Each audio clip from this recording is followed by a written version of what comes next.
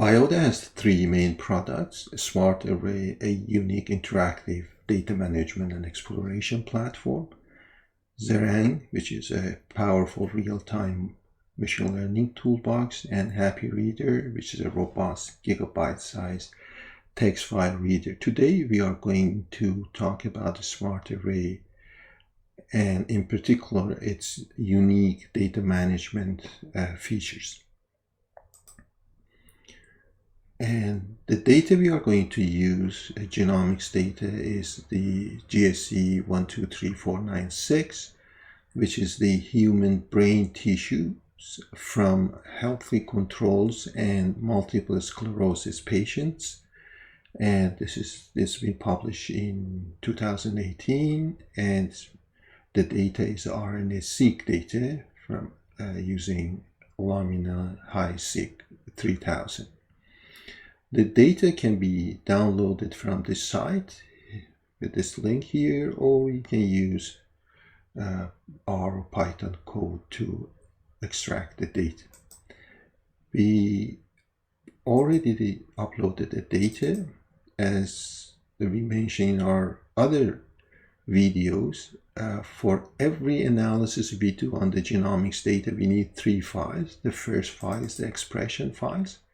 On the first row, we have the unique name of the samples, and the first column we have the unique name of probes. The rest is the count or expression data.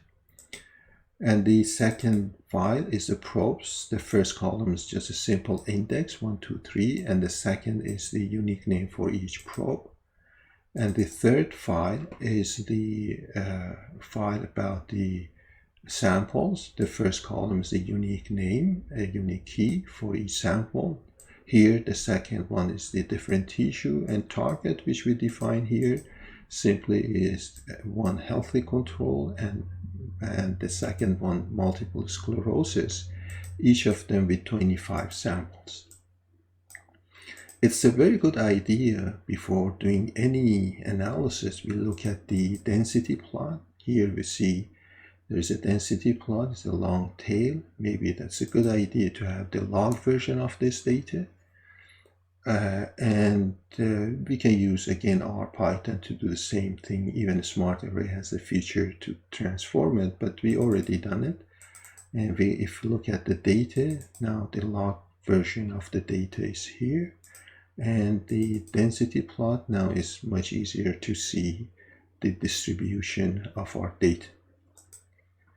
Okay, then the second step, this is the key feature of Bioada SmartArray platform, which we start from these three files, but after this point we upload this data to the database, and it's a relational database. We take care of those thousands of the probes. For example, if you look at these probes, we see there is more than 60,000 probes. We manage all those wide tables in a relational database management system, but at the same time we take advantages of all the features we have as part of a relational database management system. Then to do this one, then first we need to do the ETL process, which is extraction, transformation, and loading. We connect to the SmartArray.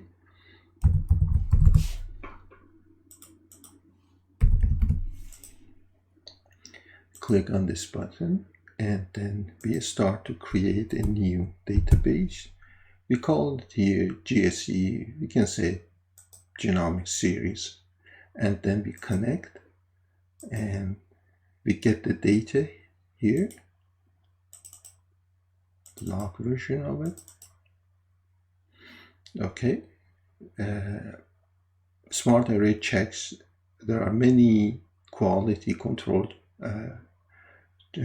checking points here to make sure the data is right. Then we go and transfer the target data. Here we add two more columns just for random sampling. And then we go to upload the probes. so more than 60,000. And if it's a gene, if the probe has the symbol gene assigned to it, then we can extract it. And then we upload the expression data.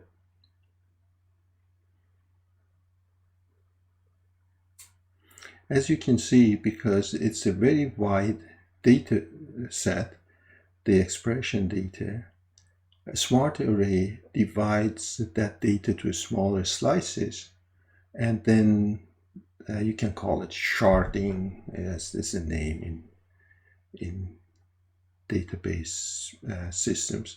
But this way we can manage to handle any size of genomics data with any number of rows or columns. This is a very unique feature of Bioada SmartArray.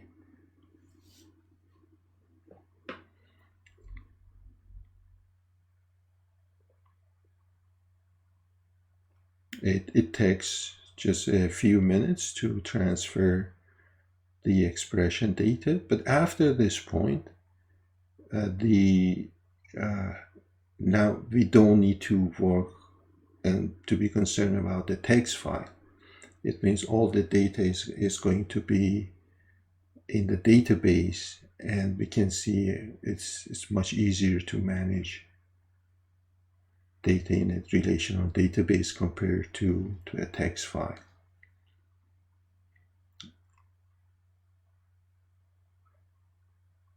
Okay, in meantime, we can open another version to see other features here. When we have our data is ready, for example, if I click here, you can see the same name, but now it's in processing mode. We have other databases. For example, this database is about dementia. If you click here, you just it's like a filtering. For example, you have one case here, you have one case here, we have one case in gastric cancer. It's a GWAS data. If it's multi-organ, we click here. This is just a list, visual, very nice way of organizing our data.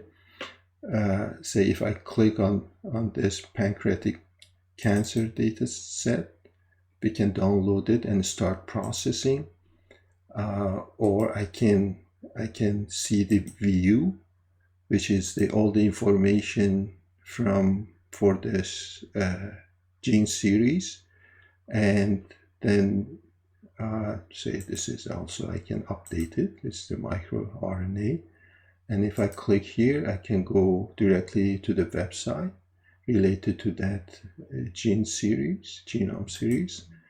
And if I change something, I can apply, and then that's a way.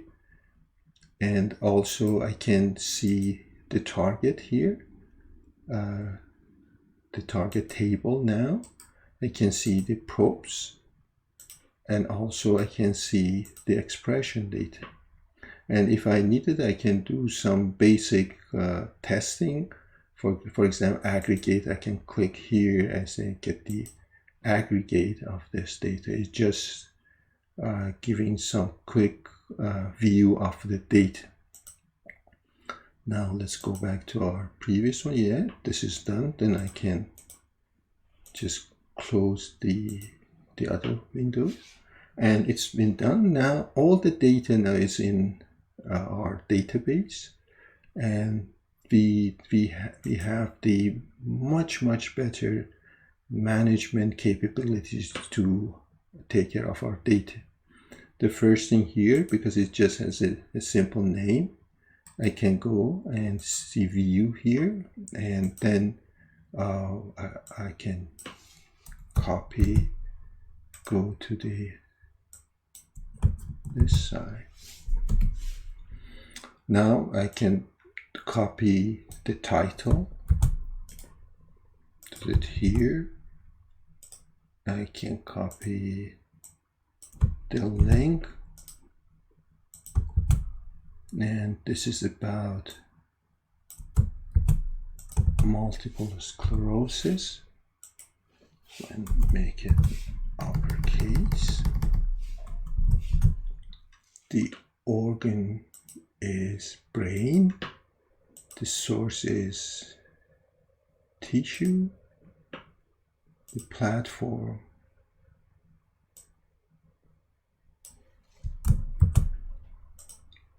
is lamina, say is RNA-seq, number of samples here is 50, and the first time it's been published, this is 2000, submitted date is 2018, and if I have any private note for myself, or if somebody else has a right to see it, you can put a public note here and then apply, and now you don't see it as the general because it's part of the brain list. Okay, this is a way. Now I can just go here and say, again, I can view it, all the information. I can see the target, see the probes, and see a sample of the expression data.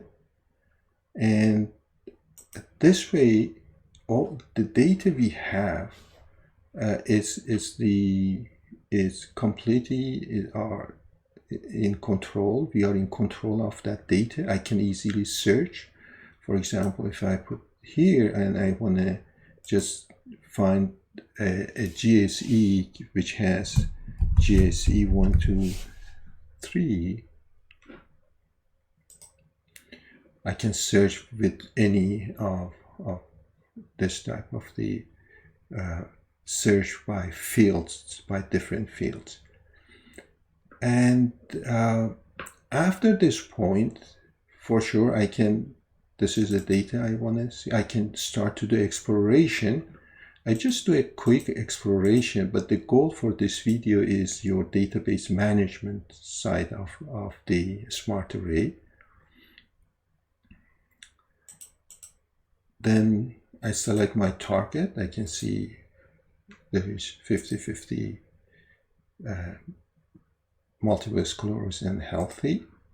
Then I can look at the target against tissue, which is a different type of tissues, but we go against the probes and see if this probes has any predictability power. So we see a positive trend or negative trends, then it means that probes has a predicted power of separation of these two groups. Then we go for the analyzing all 60,000, and which is SmartArray is using in-memory aggregation method, and you can see it's very fast.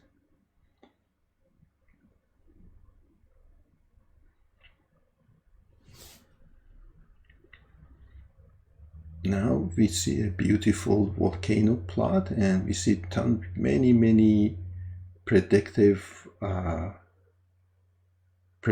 probes, highly predictive probes. And if we can check and get the tooltip, this is a HLA-DQB1 gene. Okay, we can save it. We can save the picture or image, or we can save the data behind it. But the key here is, now I don't want to work with 60,000. I want to say this is healthy and this is MS, and I just want to save top 200. Then I say click.